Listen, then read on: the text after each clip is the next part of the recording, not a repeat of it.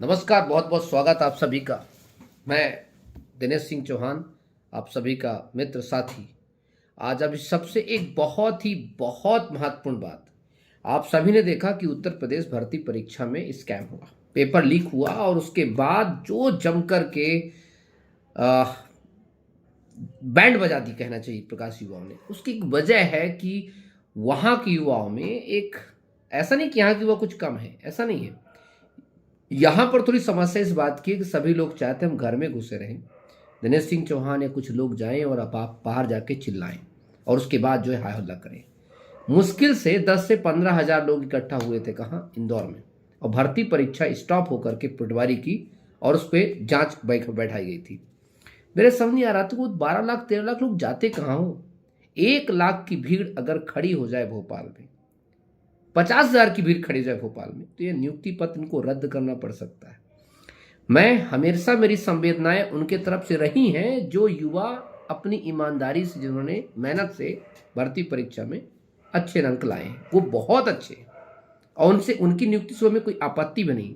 लेकिन ये सत्य है कि मध्य प्रदेश वो नशे वाला जो व्यापम एक अड्डा बन चुका है, जो मध्य प्रदेश की राजधानी दिल्ली भी बनाने की हिम्मत रखता है। नर्मदा ये जापान से निकालने की हिम्मत रखता है, और ये सिर्फ इसलिए क्योंकि हम चुप हैं। वही भांड कंपनियां जो लगातार स्कैम पे स्कैम कर रही हैं, उनको क्लीन चिट मिलने का मतलब है कि हमारी आने वाली और भर्तियां, आने वाली और रिक्रूटमेंट सब एक तरफा से चौपट हो जाएगी। अभी एमपी पुलिस कांस्टेबल जब आप रिजल्ट आएगा तो उसको आप सोच नहीं पाएंगे क्या हाल होने वाला है।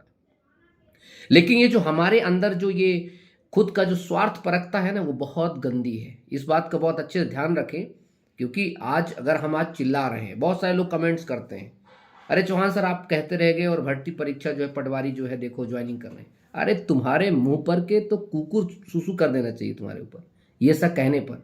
क्योंकि तुम क्या कर रहे थे? अरे कम से कम चौहान सर तो बोल रहे थे, तुम क्या कर रहे थे? घर में घुस के अंडे दे रहे थे क्या? अरे जब बाहर निकलोगे, जब अपने हक के लड़ोगे, तब तो कुछ अच्छा होगा ना। अदरवाइज क्या उस पर तुम्हें निकलेगा? चौहान सर पे हंसने से कुछ निकलेगा, या किसी न्यूज पे हंसने पे निकलेगा कि न्यू वाले हाय हल्ला कर रहे हैं, या कहीं पर चटिया दोगे, दो मैसेज कमेंट बॉक्स कर दोगे। अरे अपने जमीर के अंदर घुस के देखो कि कितनी गंद भरी है तुम्हारे अंदर, और ये तुम लोगों की वजह से ही इस प्रकार की चीजें होती हैं। इतने इनके जो जो इतने हौसले इनके बुलंद हैं, ऐसे व्यापम संस्थाओं और ऐसे लोगों के, जिन लोगों ने भ्रष्टाचार को एकदम चरम सीमा पर ले रखा है। एक एक ही party, BJP party Uttar Pradesh में भी है, बीजेपी पार्टी मध्य प्रदेश में भी है। लेकिन आप खुद देखो, वहां भी लोकसभा चुनाव है, इससे ज्यादा जनसंख्या है, लेकिन अगले व्यक्ति ने उस भर्ती को रद्द करके कहा कि 6 महीने का दोबारा परीक्षा हम करा लेंगे, और इस बार वो बैंड बजा के ही कराएंगे, अच्छे से कराएंगे, हमें पता है। लेकिन एक तरफ मध्य प्रदेश को देखो कि वो रिपोर्ट को छुपाए हुए बैठे हैं। तो एक बात देखो, न्यू है, बहुत अच्छा काम कर रहा है। मध्य प्रदेश बेरोजगार सुबह संघ हमेशा का अच्छा काम किया है। कोई भी संगठन काम करे, सभी शिक्षकों की एक बार सोचना तो चाहिए ना यार, कि हमारे सिर पर कितना बड़ा कलंक थोप के जा रही है जस्टिस वर्मा कमेटी। कितना बड़ा कलंक थोप के जा रही है, मतलब सीधा सीधा 8 करोड़ लोगों के ऊपर पानी फेर करके जा रही कमेटी, और हम हाथ पर हाथ धरे बैठे हुए हैं। मेरा सभी से, मेरा तो फुल सपोर्ट है, चाहे कोई भी संगठन इसको करने का प्रयास करे, मेरा फुल तन मन धन हर प्रकार से समर्थन है कि फर्जीवाड़ा बंद हो, पटवारी नियुक्ति उन लोगों को दी जाए जो अच्छा कर रहे हैं, कोई बात नहीं। लेकिन जो साफ तौर पर जिनके पर संदेह हुआ, आपने एक बच्चे पर उंगली नहीं उठाई, इससे पता चलता है कि पूरी की पूरी कमेटी प्री प्लान रही होगी, या कि पूरी की पूरी कमेटी की जांच शायद वो की ही नहीं, जो वास्तविकता में जो मुद्दा था। मेरा सभी से आग्रह है, एक मिल करके एक ऐसी लड़ाई, चलो हम भी यार कम से कम कुछ तो सीखें अपने अड़ोस पड़ोस के राज्यों से, कुछ तो सीखें उन युवाओं से, कुछ तो सीखें उन सारे शिक्षकों से। क्यों ना हम सभी मिल करके भी अपने मध्य प्रदेश में एक पारदर्शितापूर्ण भर्ती करवाएं। एक तो भर्ती आती नहीं है, अगर आती भी है तो उसमें कितना भ्रष्टाचार होता है। तो चलो ना मिल के एक लड़ाई लड़े, एक साथ लड़े, एक अलग मजा है। तो और जो भी गाइडलाइंस हो, चाहे अभी समय न्यू कर रहा है, लीड कर रहा है, उसको फॉलो करे, उसको लीड करे, कोई दिक्कत नहीं। मैं हमेशा कहता हूं कि यहां पर लीडर और फॉलोअर्स की बात नहीं है, यहां पर बात है अपनी बात को सही तरीके से रखने की, तथ्यों के साथ रखने की।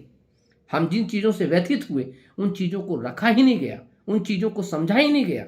अरे 5 मिनट का खेल था साहब, 5 मिनट का जस्टिस वर्मा कमेटी को खेल था कि हम जैसे युवाओं को, 4 युवाओं को बुला लेती, अब बोलती बताओ स्कैम को कैसे पकड़ना। मैं पहले ही मैंने वीडियो बना के बता दिया था कि ऑनलाइन अगर स्कैम हुआ तो उसका ऑफलाइन चेकिंग नहीं होती है, ऑनलाइन ही चेकिंग होती है। ये सारे स्कैमर्स का ऑटोमेटिक पता चल जाता है, लेकिन काहे को इन्होंने कभी भी ऑनलाइन लोगों का सपोर्ट लिया ही नहीं है। सच्चाई तो इस चीज की है, मैं बार बार कह रहा हूं, क्योंकि रिमोट एक्सेस पे लेकर के जिस प्रकार से जब घोटाला करते हैं लोग बाग, तो उससे आसानी से उसको पकड़ा जा सकता है भाई। विजिलेंट आप तो पता है, मैंने आपको इतनी अच्छी वीडियो बना के बताई कि हर एक 15 मिनट में कौन कैंडिडेट क्या करता है, ये हर चीज का रिकॉर्ड होता है, उसको कोई खंगाला नहीं गया, कोई संदेह नहीं। आपने क्या उनसे बात की, कोई पब्लिश किया आपने, कहाँ है रिपोर्ट, कोई पब्लिश किया आपने? तो चलो ना यार अपने हक के लड़े, वरना ऐसी कई सारी कमेटियां आकर के बैठा देंगे, हमारे युवाओं के जो है अरमानों पर पानी फेरते चले जाएंगे।